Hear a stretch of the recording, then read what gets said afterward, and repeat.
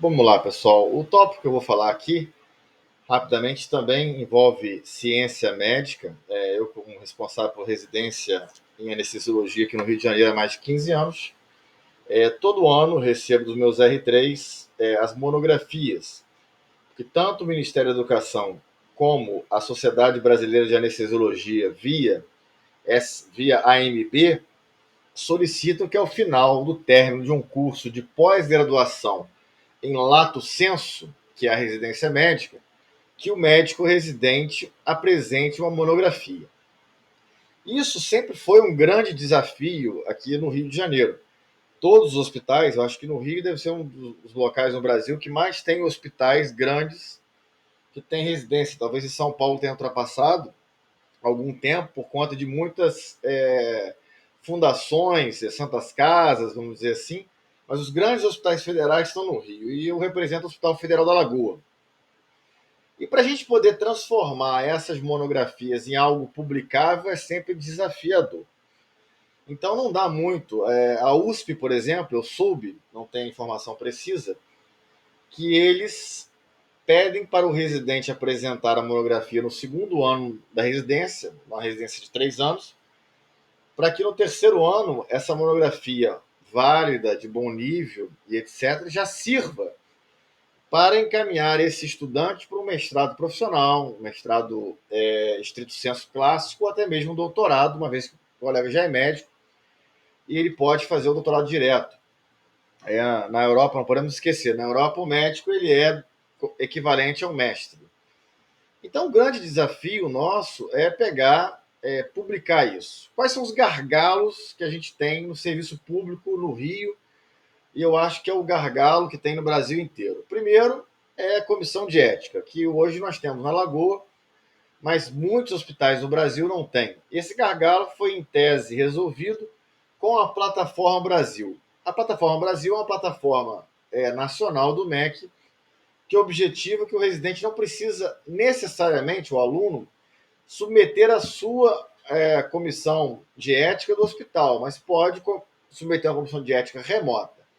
Nós sabemos que isso facilita, porém, sem uma pessoa, sem orientar esse trabalho para um hospital XYZ, isso é muito demorado. Isso pode levar de 6 meses a um ano, até mais de um ano.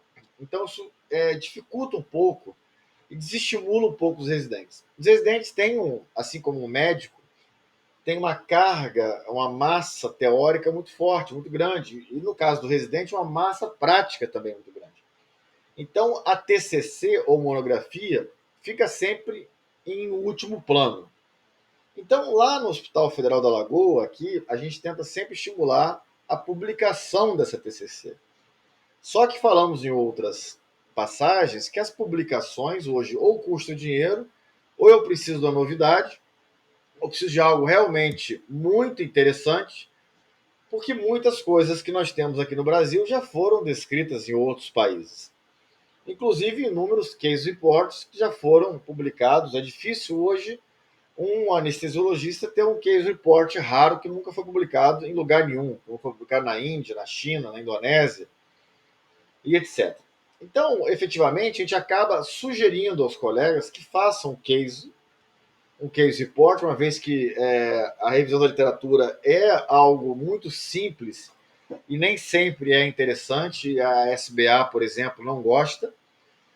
Se a gente pudesse fazer uma revisão sistemática, seria perfeito. Um dia a gente ia falar só sobre revisão sistemática, só sobre meta-análise, só sobre revisão narrativa, enfim, falar sobre todos os tipos de produção acadêmica. Mas especificamente nesse tópico, eu quero falar sobre case report. Então eu vou trazer aqui um case report publicado em 2012 no Hospital Federal da Lagoa, que deu muita repercussão, porque era realmente um case report com uma ideia nova. Então, quando você tem um case report, você sugere uma ideia nova, sugere uma perspectiva, deve estar lá para baixo de 2012, né? Você até consegue publicá-lo, porém dificilmente se publicar numa revista indexada, numa revista de alto impacto. As revistas de grande impacto não têm muito interesse por casos clínicos, efetivamente pelo baixo nível de evidência. Então aqui eu mostro uma publicação nossa em 2012, que foi publicada no acesso aberto e que por um acaso teve inúmeras citações 22 citações indexadas. Isso é praticamente um fenômeno dentro do contexto de produção em acesso aberto.